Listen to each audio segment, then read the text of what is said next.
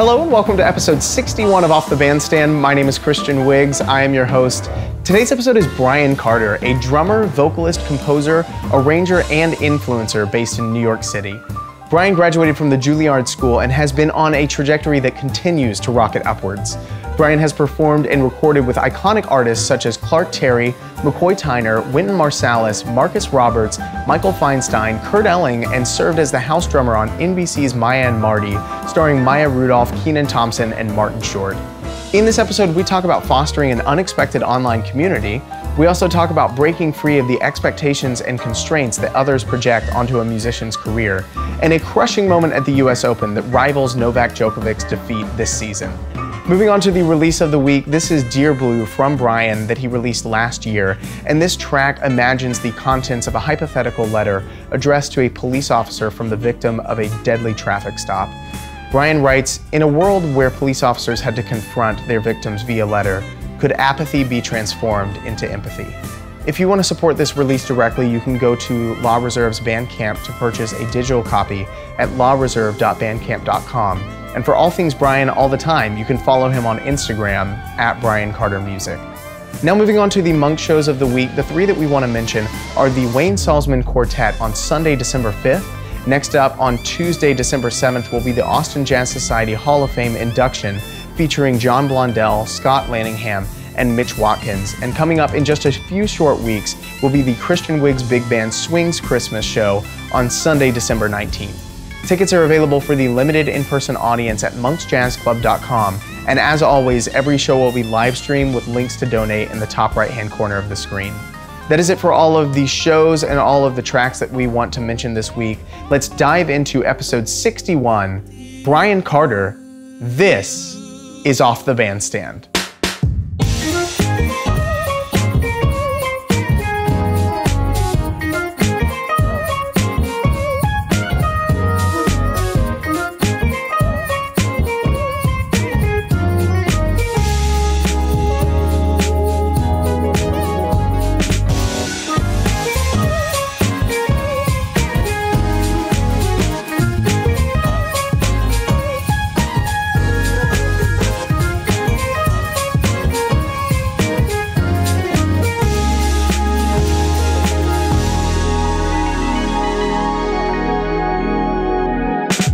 Bryan, what's your middle name? I'm not going to tell you. You're not going to tell me? I want to know your middle name. My middle name is Alvin. Alvin? Alvin. That is so adorable. Yeah, I love it after my grandfather. Your grandfather? Yeah. He died like a few months before I was born, so I got the middle name Alvin. I don't know. Amazing. Yeah? Well, no, but Bryan, seriously, what I was saying before, we'll put it in the blooper reel. It's going to be great. It'll be like a perfect shot. Right. But yeah, like it's been really special to have you here, and like one of the first, or not one of the first, like the first group that we've brought down with like kind of the whole thing with all the different Monk shows in Jazz Texas. It's been really special because I had seen so much of your work through all of these different people, whether it was 8-Bit Big Band, or whether it was like Veronica Swift and all the like the vlogs of being on the road, and of course like Stephen Feifke had said so many nice things about you, and I was really nervous to talk to you. I don't think I've told you this, but I was so nervous because I just wanted it to go well, and I had such a respect, and I've told people this, that I had heard you sing before I had heard you play behind the kit, and then to hear how equally amazing you are on both, I was just really intimidated. And after we had wrapped, like I know we had like a great time talking, but I like told Lydia that night, I was like, I'm not sure how it went. I'm still nervous, like after the fact, but then just like to be able to talk to you so much since then, and then feel so close to have you down as the first one is really special. So thank you for coming down, man. Thank you for having me, and for having Dan and Matisse, and we're really excited to be here. We're having the time of our life. So amazing. When was the last time you were in Texas? Whew, the last time I was here was maybe 2 years ago, right before the pandemic. Okay. We played here in Austin, actually. We played at the ACL venue. Mm-hmm. Yeah. Who were you with? Michael Bloom. Okay. We were opening for a pop band called AJR. Okay. Yeah. Cool. And so we played here, we played in Austin, we played in Well, this is awesome. We played in Dallas. We played in Houston. And yeah. Very cool. How was Nashville before you got here? Nashville was a good show. Yeah, I got to see a lot of friends. We flew in a day early. We escaped a massive deluge that came through New York City, like flooding and torrential downpour. So we left at a good time. Wait, like just now? Yeah. What is it about, like, being in close proximity? Because there was the whole thing in, was it Connecticut? Yeah, I was shooting a PBS special with Gavin Creel, and we walk off stage, and they're like, the basement's flooding. And there was just, like, water rushing through the halls of the basement, like where the dressing rooms are, and it looked like a scene out of Titanic. Yeah. You know, I was like, never let go, Gavin. No. Oh, no. And so, like, we grab our stuff, we get out of there, we get to, like, you know, the top level, like the stage level. Yeah. We're waiting on our car. We had this massive, like, Escalade that we hopped in. Yeah. And literally, we're driving back to New York City. We can't find a way in. It took us, like, 4.5 hours to get home. Right. But as we're driving, I just see cars floating by us. Oh, my God. Yeah, and there was one moment where, like, a tree, like a massive tree, had, like, fallen. Everyone got out of their cars. It was like 40 people, and like New York City's, you know, banding together. Yeah. Got out of their car, and like we all moved to the tree off to the side of the road, like in the pouring rain. My God. Well, the river was like spilling onto the interstate. It was crazy. Jesus.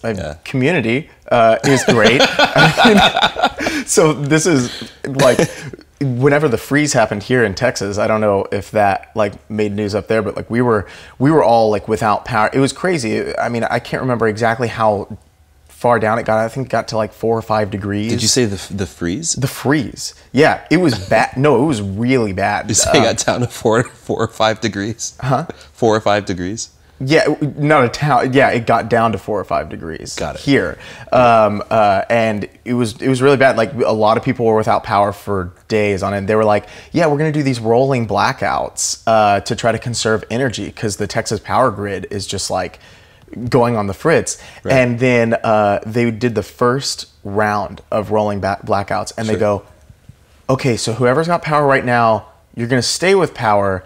We don't have enough energy to roll the blackouts." And then it lasted for like, some people were without power for like a week. And like me and Lydia were without power for like 3 or 4 days. And we were just like in our apartment, just like, we got all of our groceries, our perishables. We put it in, Lydia ran Favor for like a couple weeks, several years ago. We had a Favor, like, you know, insulated bag. We took all of our perishables, put it in there, went outside, got the snow, put it in the thing, and then just like left the bag outside, like to try to keep like food, because also you couldn't go anywhere. Like there was so much like black ice and it had been piling up. Long story short, we did use my laptop to watch the one movie I had downloaded from like years ago, which was The Day After Tomorrow. Well, how serendipitous. It was. You know, we're all like bundled up. They're bundled up. Jake Gyllenhaal's like burning papers, and I'm finding like old, you know, documents from my my undergrad that I'm like, well, I don't need this anymore. Let's, you know, just like huddle over a fire. No, right. That didn't happen. Well, anyways, enough tangents about weather and crazy things happening. You do a lot of commission work, and I mean, like, there's a lot of stuff that, you know, you've been telling me as of late. I'm not sure if we're allowed to talk about it, but just things that you've been hired on to do. But I think that being able to step into so many different people's projects, that gives a lot of variety and almost kind of acts like as a musical sampling plate to find the things that really resonate with you. Of course, some things do feel like a job that's like, okay, I'm doing X commercial or whatever, but how do you feel that that then influences the music that you want to write, doing all these different things? I feel like the more you flex certain types of muscles, the stronger you get, right? Right. So I think the pandemic was really special. No, something unique that happened during the pandemic is that it pushed all of us outside of our normal comfort zones. You know, I'd been on the road like 200 days, you know, leading up to the pandemic, and suddenly it was like, okay, now you're home. Find something else to do. Right. And I got to flex, you know, the writing muscle, which I love, and I got to flex my production muscle, which I love, and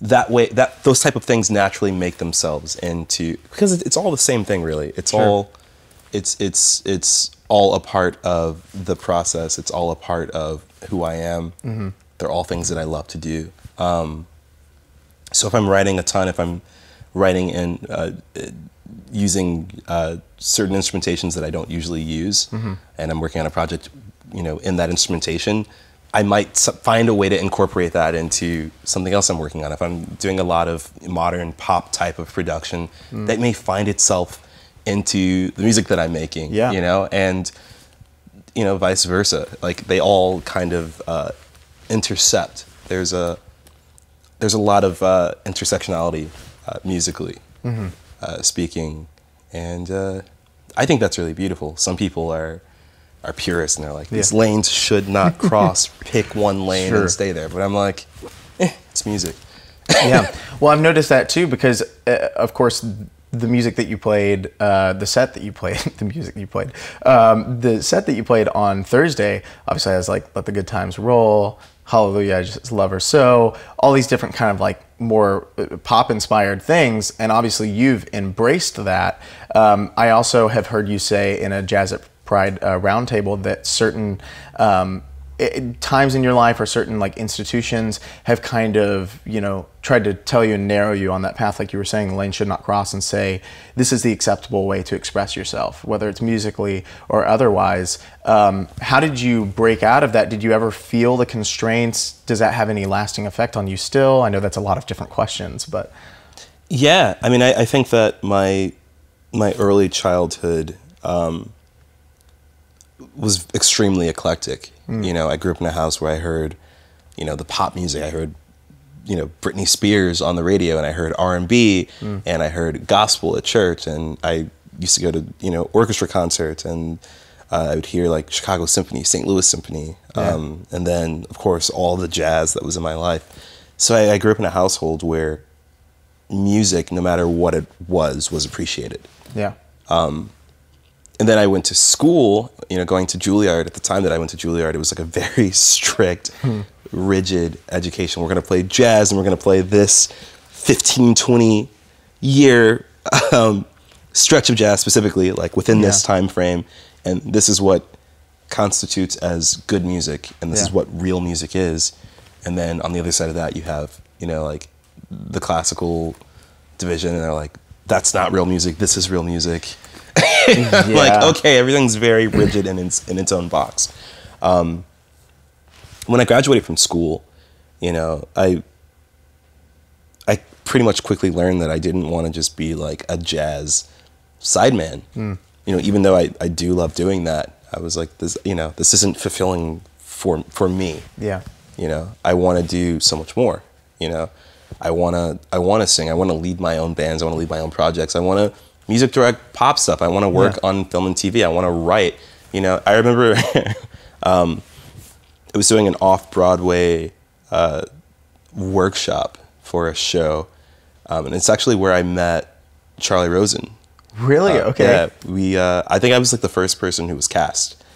They wanted a singing drummer, and I was cast first. And then Charlie came in, and I think he auditioned for bass first, but I had recommended another friend of mine, Dan Balin, who's a part of the Balins, the touring, you know, folk group. And so Charlie came in and was like, well, I can do keys or guitar, or I can sing, you know, and just like pulled out every instrument, and they were like, oh, weird. And I was like, wow, I think that me and this guy were gonna be friends.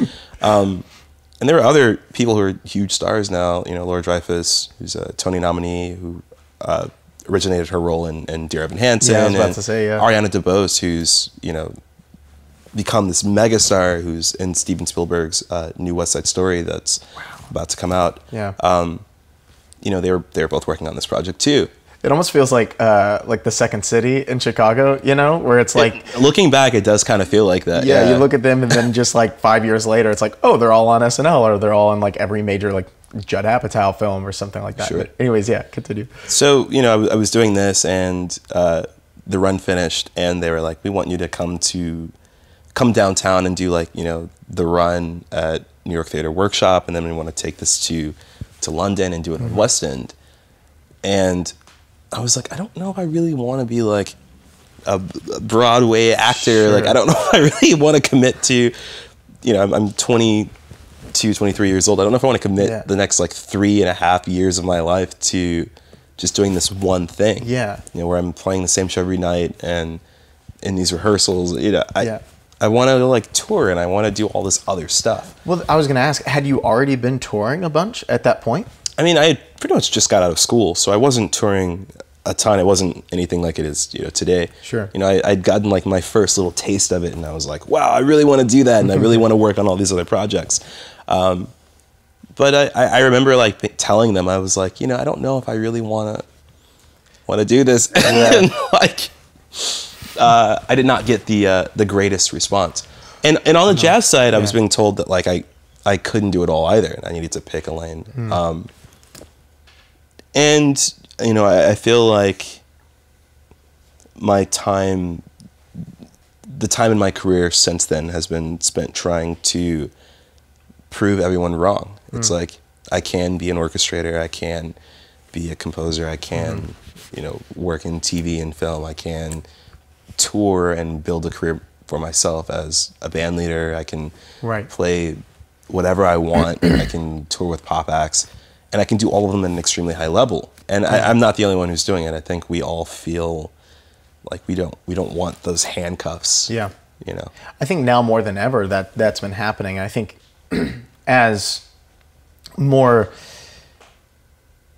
diverse musics are being welcomed in like institution level, you know, type things. Like there's a guy here in town who is recognized kind of throughout the nation for his high school. He has a band program, orchestra program, choir program, but it's all based towards like the current music industry and preparing them for like pop music, jazz, big band, like music production, like all these things, rather than going like the strictly traditional route. Sure. Because, you know, I think we see a lot of people go to school and then, you know, do exactly the tradition, which absolutely there needs to be the awareness of it. There needs to be like paying the dues of like learning it and knowing how everything has built off of that, because it's just like the learning your ancestors thing, no matter what. But at the same time, you don't want to stifle that, because then they get there, they do what they think they're supposed to do, and then they get out into the job field and they realize that the opportunities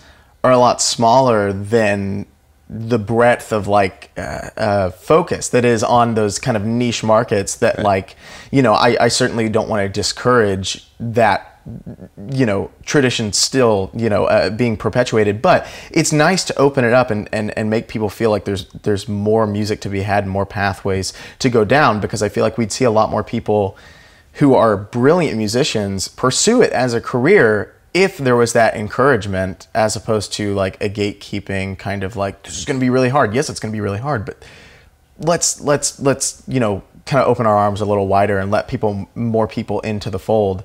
It's kind of a bit of a tangent, but you know, we're going with it. It's a stream of consciousness show.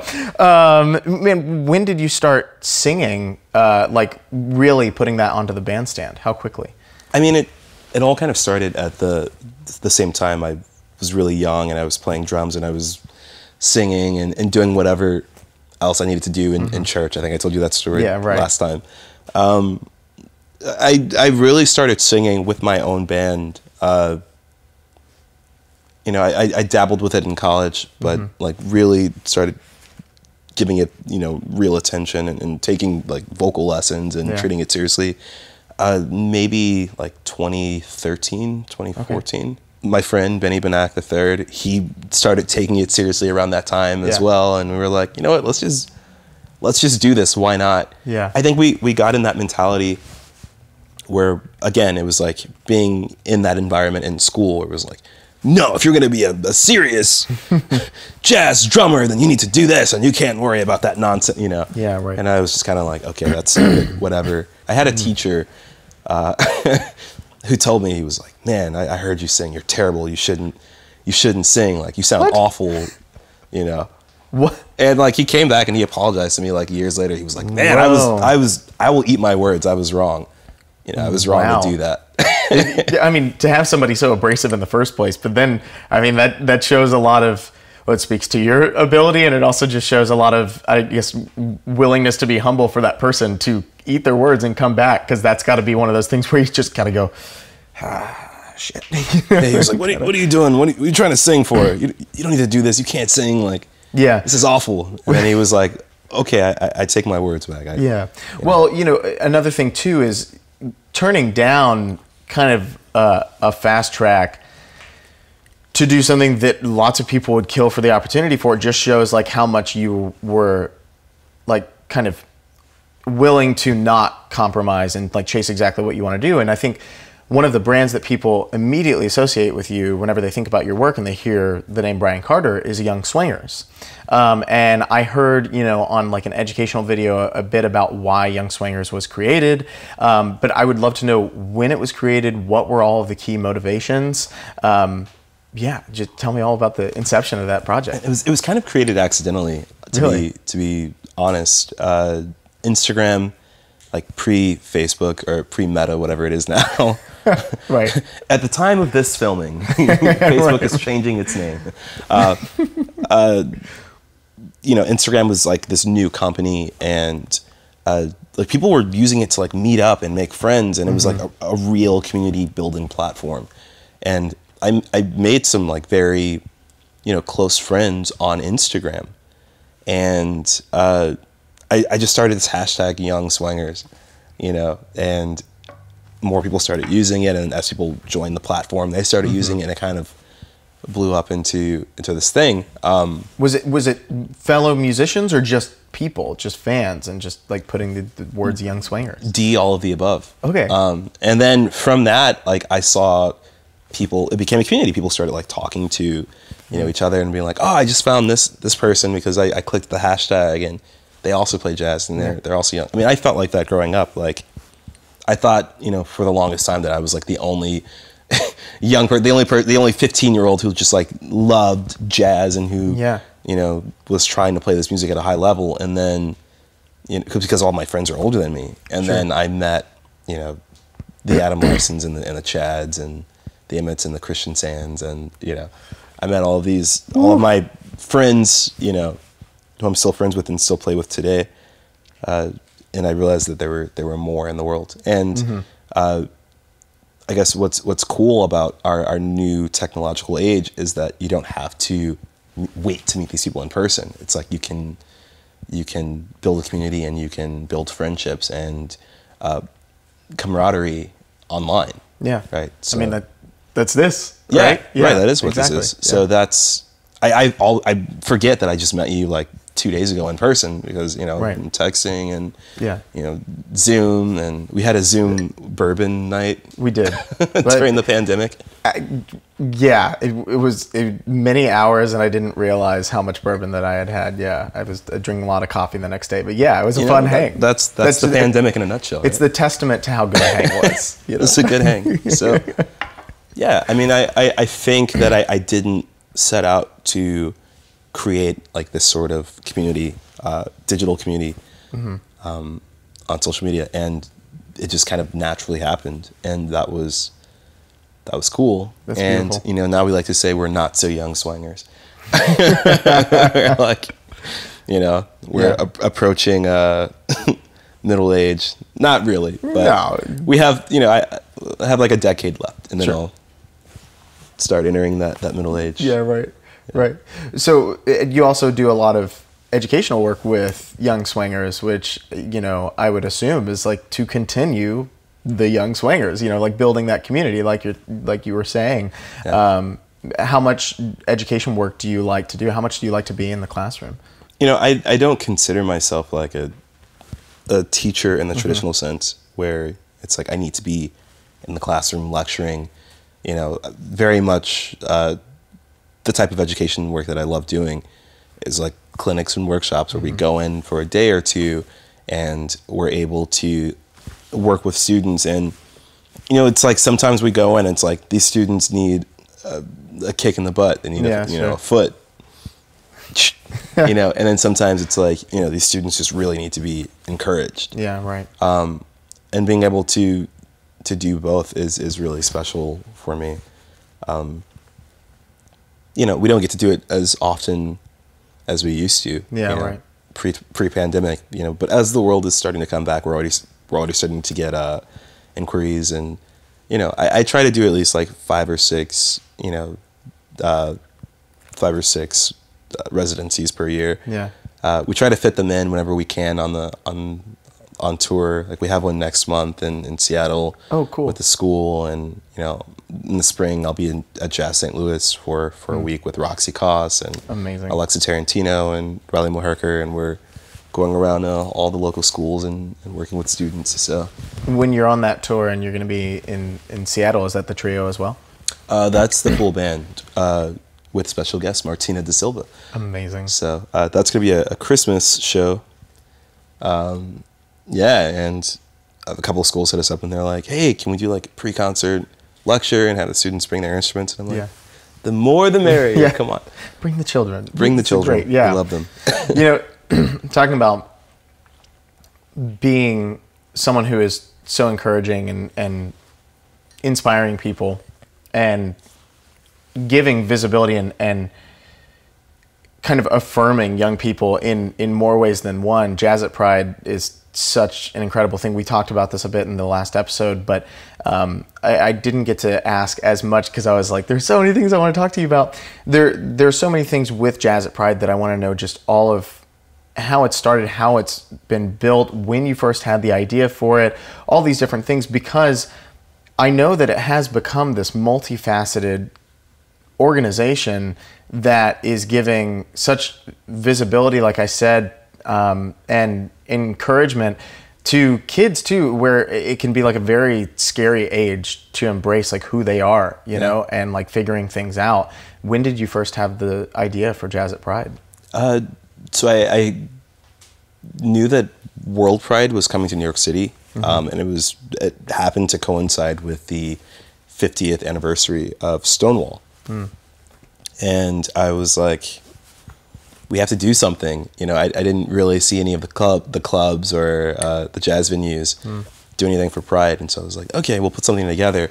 And it started off really small. I was like, you know, I talked to Michael Winzo and Alfonso Horn, and we had like a little meeting, and I was like, yeah, we'll get like, you know, 5 or 6 people together and we'll put on a show. And then it was like, well, maybe a big band would be cool. And I was like, well, we should have more guest singers. That'll be really cool. And then it was like, well, if we're gonna have a big band and guest singers, I guess we need a tier of strings. And then it slowly like grew into this like orchestra concert. Yeah, right. And I was like, all right, cool, we're gonna go for it. So we played that show, and it went really well, and people were telling me that it was like the best thing that they've been a part of. And you know, we had like Julian Lee was on the show playing you know, lead alto, and then across the section his mom was like in the violin section, and it was like this really beautiful, you know, I hate using this word, synergy on stage. It was the energy on stage was really powerful. Yeah. And so we were like, well, we have to do this again. And we got to shoot a lot of content, and then, you know, the special came out with All Arts and PBS. And I got so many messages about that. People being like, I didn't know this existed. Like, you know, I want this to come to my city. I want to be a part of this. Or like, is there, you know, some way that we can like partner with you and just like do like a Zoom or something? And, you know, before the pandemic, I went to St. Louis and I went to Chicago, and I did, you know, some speaking on behalf of Jazza Pride, working with music students and you know, people within the community. And now it's kind of turned into like a 501c3 nonprofit. Oh, wow. Yeah. Congratulations. That's thanks. amazing. You know, we're working on it, me and then my production partner, Evan Pulliam. So we're, again, I feel like none of these things are intentional. They just, you know, it started as like a small show that we were going to do in like a basement somewhere. And it turned into like this whole production, and now it's an organization. And it was really sad, you know, the last year to not have, you know, like the second big show, the second celebration with the pandemic. We did like a small little night at, you know, Emmett Cohen's place on Emmett's Place. The live stream the live series stream, of course, with Jay Hord and Richard Cortez and Michael Bloom and Nicole Glover and that was really great. It was really special. But I'm looking forward to putting it on again, full scale in all its glory. So. Yeah, right. Well, you glossed over something very quickly. PBS filmed and broadcast that. How does, I mean, for something people are like, oh yeah, they just started to put together this concert and then they're like, oh yeah, let's do this. Like, I mean, as casual as that sound, I mean, it takes so much coordination, but then how did PBS get involved? Like, I mean, that's a huge thing to add for the inaugural event, no less, for them to be like, yeah, let's go over, let's film this. And it looks amazing. It sounds amazing. How did that come to fruition?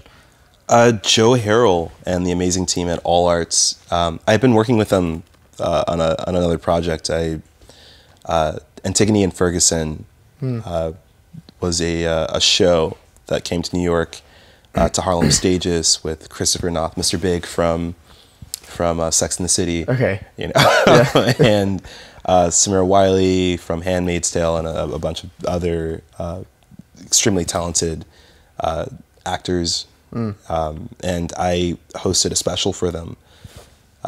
Just kind of like, I think I did like a very brief, introduction and just like did some presenting work for them. And then I came to Joe with the idea. I was like, I want to do something for Pride, like Jazza Pride. And there was no like having to convince them. They were just like, oh yeah, we'd love to film that. We're on board. Cool. Like, amazing. Yeah, we'll get 18 cameras in there. And I'm just like, oh, all right, that was okay. I don't have to like have a meeting with you. They're like, nah, it's cool. We'll figure it out. And that was officially the Young Swingers Orchestra, right? Yeah, that was the Young Swingers Orchestra. Yeah, so I mean that PBS filming was 2019. Obviously, I believe it was 2016 when you did the Young Swingers Orchestra in the Appel Room. Yeah. And you're saying that Young Swingers started as this kind of just like happy accident of building this community, from the inception to 2016, 2019 Jazza Pride, and now today. How have you seen the group evolve, and how has that directly like shaped your musical considerations? I don't know. I feel like it's always in flux. It's always changing. It's always evolving. So that's a really hard question to answer. The Young Swingers Orchestra, just kind of started out of the need of, for me wanting to write more for orchestra. I was sending arrangements to vocalists and to ensembles, and they wouldn't play them. And so I was like, you know what? I'll just do it. Actually, I asked John Clayton. I was like, Mr. Clayton, how did you get people to play your arrangements? And he was like, I couldn't really get people to play my arrangements, and so I started my own big band. Yeah. Clayton Hamilton, Jazz Orchestra. And I was like, well, yeah, I mean, I want people to play like my orchestral music and my large ensemble music, but I can't put together an orchestra. And he was like, why not? What's stopping you? Right. I was like, well, I guess theoretically nothing. Yeah, right. And that's kind of how it came to be. So that very first show was, at Appel Room, and it was already themed for us. It was like Unforgettable Crooners, I think is what it was called. And it was Bing Crosby, Nat Cole, and Mel Torme. And so I had to kind of like, write. I had. They didn't tell me what to write or what to play or how to write it, but like it's, I had to play I had to play Unforgettable. You have parameters, yeah. Sure. And so like from that to Jazza Pride, where it's like, Jay Horde, like I'm gonna, orchestrate his song, his like pop electronic song that's about, getting laid and set that on orchestra. It's like, or like Michael Bloom's How High, or, Santino the night before the show, or maybe like 2 days before the show, he won, the Tony Award for, Best Actor in a Musical. Yeah. And so like I got to do like Tootsie, and set that for orchestra and create like a fun arrangement for him for that. And, we did like Both Sides Now with him and doing Michael Mwinzo's original music and putting his like cue system, his tag system as he calls it, and setting that, on 30 people. That's a lot of fun. So I think it evolved really rapidly and really quickly, but it wasn't anything artistically that I did. It was just, it it was the assignment, so to speak. Right, for sure. And also just letting things be organic. That's really beautiful. Sure. And I want to ask you kind of a speed round of questions. Right here in the middle is, what have been some of your most meaningful musical experiences? I think just experiences that I've been able to have with friends. People always ask me, like, who's the favorite person you've played with, or where's your favorite place to play? And I always think that it has less to do about like the fame or the notoriety or how beautiful the venue is or where it is, and it's about who you're playing with and who you enjoy making music with. I most enjoy making music with my friends, quite honestly.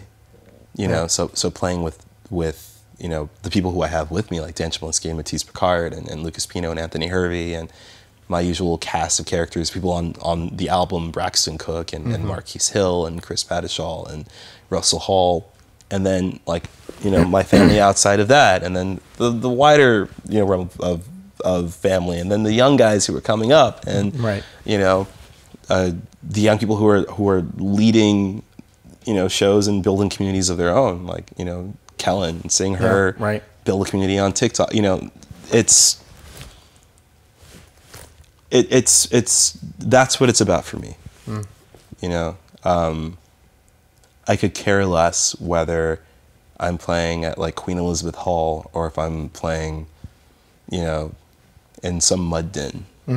As long as we're getting to the real thing, that's what's important to me, and I'm doing it at a high level with people that I love. So that's really. Oh man, that's really beautiful. I apologize for all the clearing of the throat. Man, what has been, you talked too about, John Clayton giving you that really brilliant piece of advice. It's just like, don't wait, like do this thing. And, I told some students at Texas State last month, just like they had asked like some pieces of advice, and I was like, don't allow anybody else to be the arbiter of whether or not your project is going to work. Sure. Because when somebody says, oh, that's not going to work, and you said that people were like, oh, you need to go into one lane, I would tell them, if someone says that an idea or a project or a podcast or whatever, because including Off the Bandstand, people had said that before. They were like, nah, it's not interesting. People aren't going to want to do that. It's too niche. You're only directing towards a certain kind of audience.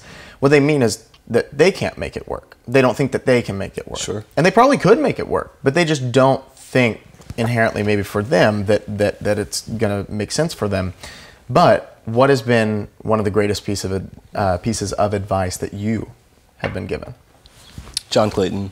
Yeah. And it's separate from the advice that he gave me about the writing. When I was 17 years old, I did the Veil Workshop, which is a summer program for young, talented, spirited youngsters to come together and make music together under the tutelage of John Clayton and Jeff Clayton, may he rest in peace, and Lewis Nash and Bill Cunliffe and Terrell Stafford.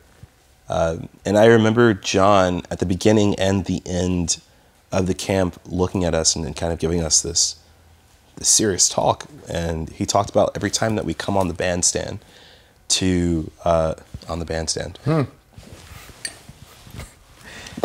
all for the brand, baby. All for the brand. to approach what we do with seriousness and approach it with the maximum amount of honesty, clarity, and integrity.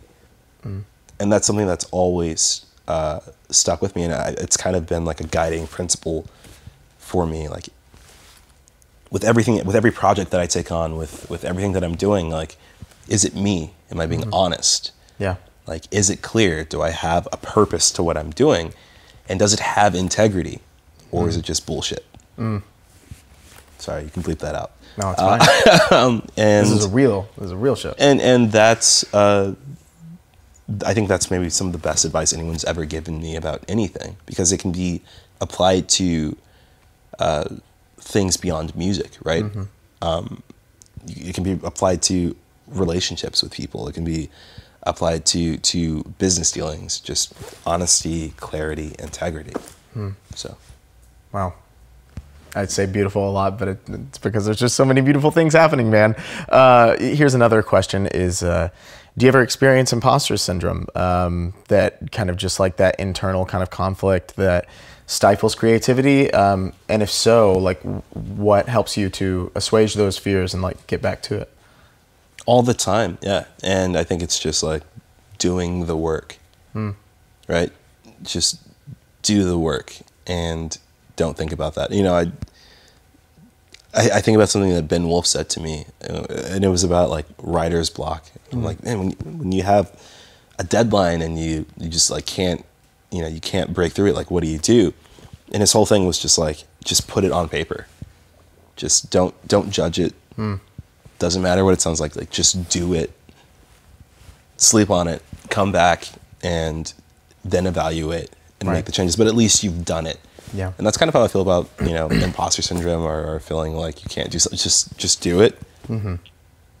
Evaluate, and if you need to make changes later, then, you know, assess and behave accordingly. But just do the work. That is so interesting and also encouraging. I felt the same way where now, even if I hate a musical idea, I just record it on a voice memo, or I like write down just like a little lead sheet. And there have been things, there was one, it's the whole middle section of Fever Dream, which is the penultimate track on my last record, that I just thought, I'm just singing random like lines on a neutral syllable. Everything sucks. There's no like discernible melody. Nobody's gonna like this. And I was like playing it, and a friend had come in to the apartment, and I was just like in my office, and they were like, "Oh my God, this is now starting to sound like a flex." But they were like, "Oh my God, like that's such a beautiful melody. Like what?" And I was like, "What are you talking about? Like I thought this is trash. This is all like scraps, and I'm just trying to like pull little things." And they were like, "No, like that has to be it." And then it ended up being there. So yeah, that is such a valuable sentiment to tell people. It's like, yeah, even if you're not fully convinced on an idea, write it down, because you might come back to it. Like you might find that voice memo 8 months from now and go, "Oh man, this is kind of cool," because you're not neurotic about like in the same headspace as you were whenever you were trying to push through like a writer's block situation. Right. You know. Yeah. You know, free time pre-pandemic sounds like the punchline to a joke, and of course now like I mean, you were busy all throughout, you know, doing a lot of different remote work, like flying in and flying out parts and stuff like that. But when you are able to have just a little time to yourself, what helps you to relax a bit and kind of refill like the joy quota, as I like to refer to it as? I'm figuring that out. Okay. Like, you know, like I like to like go see a movie, or like, you know, go for a run in the park, or, you know, there's different ways that I like to like clear my head. You know, I like, people make fun of me because like I go to like the same bars over and over again. So like I walk into the bar, everyone's like, "Bryan!" Like cheers. Cheers.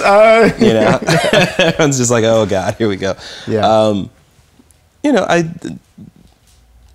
feel like, you know, now as I'm getting older, like when I need those moments, when I need those breaks, like I've learned to take them, whereas I didn't do that when I was 21, 22. I was just like, we're gonna make it happen right now, you know.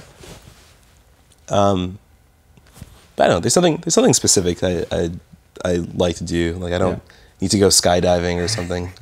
Just a run in the park can do wonders. Or honestly, just like Matisse is the master of meditation. He'll just go to his hotel room and like meditate for an hour and come back so refreshed and look like he slept 12 hours when we maybe only have had 1 or 2 hours of sleep. So yeah, Matisse has been just, again, I'm overusing the word beautiful, but it has been such an incredible time getting to know him over the past couple days, and it is so evident from the very get-go that all of his demeanor, all of his contributions in conversation, it's so genuine. And there's no facade with him. He is so approachable, like someone you've known for years. And like any amount of like nervousness that you might have like going up to him, because I mean, you could be intimidated by his playing. He is ridiculous. I thought he was gonna like set that piano on fire at Jazz Texas, and then he was just so kind and approachable. And I want to know what routines he's in and get into that, because it works, man. And yeah. I mean, I don't use the word lightly, but he's a genius. Yeah. You know, and I don't throw that word around. Yeah. But yeah, he's a genius. Amazing. So. Well, speaking on the subject of collaborators and Matisse and Dan, you know, personally for me, I've got a couple people in my life that I can truly call collaborators that I've been working with for several years, who, you know, there's just something really special when you lock with that person musically, like on a personal level too, but musically, which I guess those things go hand in hand. But David Mescatique has been my writing partner and pianist for, I mean, probably 6 years now. Yeah. And David and our relationship has gotten to the point where it no longer feels like two separate people. When we start playing together, I mean, it feels like as organic as, you know, for me, I'm not saying it sounds like this, but as organic as like the Bill Evans and Tony Bennett thing. I mean, just such attentiveness to each other. And he knows exactly what I want and can give exactly that vibe. I can give him like scenes or like pictures in my head, and he can illustrate that beautifully with the plethora of vocabulary and colors he has to pick from. And then there's also Thomas Wang Linsky, who, you know, wrote the charts for the big band that we're going to be playing tomorrow. And Thomas also knows exactly what I like and exactly what I want, but he has such an incredible perspective that he will challenge me, and he'll say, I know you like all this stuff, and I'm going to give you little hints of that, but also I'm going to you know, give you things that you haven't considered before and you haven't done. And the amount of gratefulness I have for that, because it's opened me up to all these new sounds and ideas that are not better or worse than what I work with David, and I work with them both, you know, at the same time. It's just different, and it's very valuable to me. And it's a kind of profound way of being. Like, you know, Lydia, of course, makes me feel seen and heard and loved, you know, so much. And this is the closest thing outside of that relationship that I felt to that, of being seen and loved and heard by collaborators. So I've noticed that you and Dan and Matisse cross over in a multitude of different projects, whether it's your own and it's the trio that we brought you guys down, or just other things where you just happen to be in the same group. What is it about them, maybe individually and collectively, that keeps that musical magnetism strong, and why they're the core members of your trio? You know, I think the seriousness with which they approach the music is a big factor. I think just personality-wise, we're three very different personality types, and I think that also serves the music well. And I think just we've spent so much time with each other on the road, and we have so many shared experiences, where it just seems to work. Influences the fact that, you know, there's a lot of eclecticism within the ensemble, that we've checked out a lot of the same records, that, you know, we've spent time having physical, you know, oral conversations with, like, where your influence is, like, what do you like? You know, we spent a lot of time talking about, with my trio, like, what the trio concept should be. Like, if I'm describing, you know, like a medley or something I wrote, like, I'll be like, here are some reference recordings, like, this is kind of what I'm going for, and we'll start there and kind of see what it turns into. You know, it's like, I don't think we played it at Jazz Texas, but, you know, a few months ago we were in Aiken, South Carolina, and, you know, we just came up with this arrangement of conception, like, kind of on the spot in front of, you know, this group of students. And they're like, this just works. Everybody was like, oh man, who wrote that arrangement? And we were like, we just made it up just now. And they started laughing because they thought we were joking. But it's like having two people that you trust so much and who hopefully trust you in return. You're able to do things like just like jump off the cliff and be like, okay, let's just create an arrangement right now on stage in front of an audience. And if it train wrecks, it train wrecks, because I know that we trust each other so much that we'll pull together and we'll find something. Right. You know, we'll find a way to kind of get out of trouble. We'll escape together. Yeah. Or we'll crash and burn together. Right. You know, when it all comes crashing down. So yeah. You know, we'll figure that out. And I think with any of the people with whom I collaborate, trust is the biggest the factor, whether it's like writing with Charlie, whether it's, you know, being the drummer in Steven's big band, or, you know, whatever it may be. It's like the trust that's there is the most important aspect. Yeah. Yeah.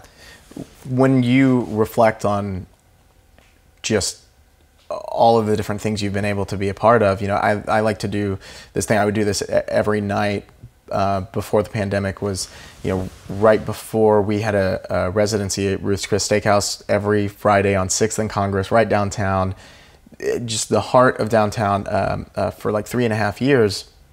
And I think there's a lot of things that, you know, life gets so busy and we're just go, go, go, go, go all the time. And I would take a lot of those things for granted. And you want to talk about like mindfulness and meditation. And I really started to pay a lot more attention to that in the past couple of years, and especially during the pandemic. But I would stop and I would like kind of try to take note of everything around me, how the air felt on my face, look up to the tallest point of the building right above me that I could see, whether I was like on a rooftop, and just kind of look at the vast amount and think, man, like I grew up in a town of like 28,000 people, right? Which I know isn't like terribly small, but it was like, you know, you knew everybody that everybody that you were going to see in like Walmart, like at least like you had seen them before probably.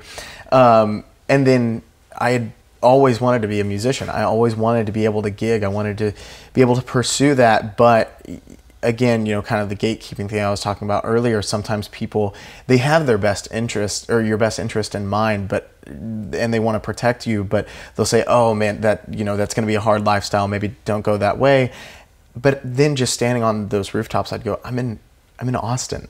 I'm in Austin right now. I'm playing music for money, like amazing, like go figure, you know, eating amazing food, being with amazing people, being able to create and succeed and fail in real time, and not have to worry necessarily about where the next meal is going to come from. And that has been so invaluable to me. So when you reflect kind of on all of the different places that you've traveled and all the people you've been able to collaborate with, what are kind of those emotions that come to mind? And did you ever have any idea that it would get this far? I always hoped that it would. Yeah. And I hope that it will, you know, go even further and continue to grow and flourish. But I love seeing new places. I love meeting new people. You know, I've loved being here. You know, when we talk about those relationships, like you're someone that I trust. I trust that if I come to Austin with the trio, you know, you're like, we've never had anyone come down before, you know, but I trust you. So I'm like, it's gonna be fine. I know that, like, you know, he's not gonna like show up and be playing in the Walmart parking lot, which is fine if we were. But like, I know that you're gonna be like on the real thing. I know that you're going to, you know, approach it in a way that's going to give the music the most respect, you know, and you're going to make sure that we're feeling seen and we're feeling loved, and, you know, return the trust back to us as well. You know, my hope, like, people always ask me, like, what do you want to do? You know, like, what's the end game? What's the ultimate goal? And my answer is always the same. It's exactly what I'm doing right now. Just at a higher level, just continuing to climb and you know, go as far as I can and always try to be better. You know, that's what I want. You know, I tell people all the time, I'm like, you know, if you're gonna be a musician, then do what makes you happy. You know, do what makes you happy. If you're gonna go into this lifestyle, this is not a lifestyle for the faint of heart. Like, if you're gonna do it, then do what makes you happy. Do what makes you fulfilled. Otherwise, there are just so many easier ways to make money. Right. You know? It's like, it'd be fairly easy for me to get into finance. Yeah. It's like, I can go work at Goldman. I can go work at Morgan Stanley. Like, you know, if I just want to make some money, that seems like the easier path. I was going to say you have a much better mathematical mind than me, because I was like, I don't know if my brain could handle Goldman or that, but sure, yeah, good. You know, it's like that lifestyle or whatever it may be. Yeah, it's sure. like go be a dentist. Yeah. Like, you know, go do whatever. Yeah, like right. if that's what it's about, then do that. But don't be a musician and then make yourself miserable. Yeah. It's like, this is already hard enough. Yeah. Like, don't take the difficult path and then make it even more burdensome Right. for yourself. Yeah. You know? So if you're going to do this, do what makes you happy, whatever that may be. You know, I have a friend who recently told me that he really wants to go, you know, play in the circus. That's what he wants to do. He wants to go play circus music and spend some time doing that. And I was like, great. Yeah. Do what makes you happy. Yeah, right. You know? And often people will see how happy it makes you, and it will make them happy, you know, in return. I think about Martina and these videos that she's been making on YouTube. You know, these, like, they're very collaborative, and they're bright, and they're fun, and they're well edited. And, you know, I saw one this morning. It was so simple. It was just her and her husband, Josh. And she's singing, you know, Rodgers and Hammerstein, Do I Love You? And it's just her with a cell phone video, and she's singing, and you can see her in the mirror holding the cell phone, and you can see him off to the side. And it's so beautiful. Yeah. And people are going crazy over it. And it's so simple, and you can tell that it's something that she loves. It's something that she wanted to do. Yeah.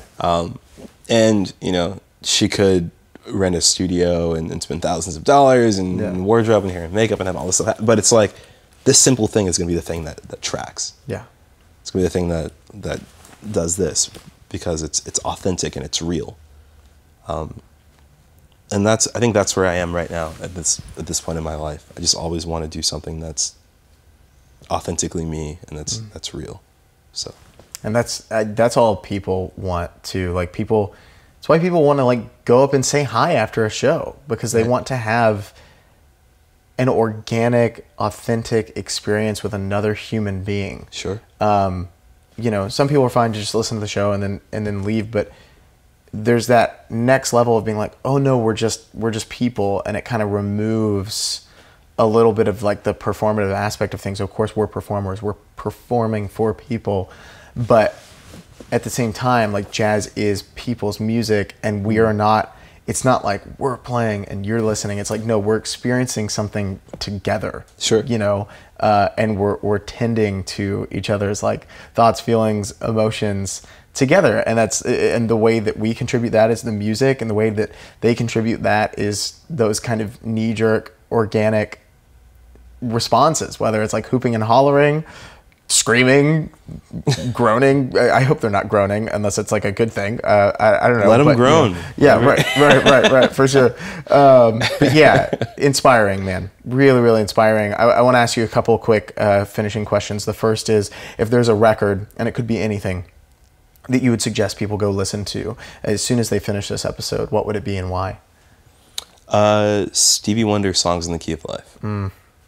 Because it's so real, and it's authentic. Yeah. Again, going back to authenticism. It's like, that's real. That is musical verite. That's what that is. Yeah. That's real. You had that so ready to go. Is that a go-to album for you? I was listening to it this morning. Amazing. And yeah, I think we were talking in the car yesterday. We were like, how do you even make something this amazing, you know? Yeah. That's what it is. Yeah. Yeah. And all those albums around it too are so good, man. So there's like 5 in a row that are just like straight bangers. Stevie Wonder, GOAT. For sure.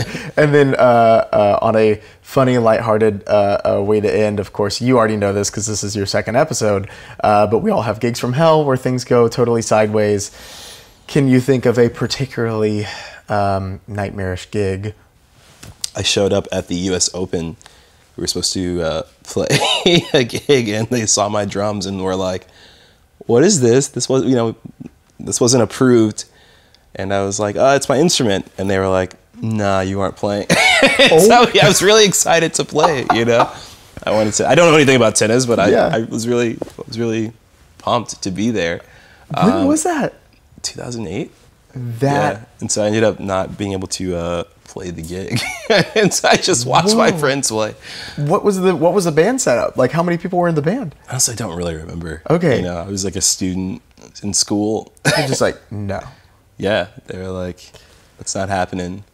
Okay, well, yeah, no, I mean that's a gig from hell because it was supposed to be a gig. Yeah, it was supposed to be a gig and it didn't. How crushing! You were a student at Juilliard Yeah. at the time. Man, was that like one of the first gigs like at Juilliard? Literally, yeah. Yeah, that constitutes amazing. That was pretty bad. So, Bryan, it's been so good to have you here, man. Thank you so much for being here. Thanks for having me.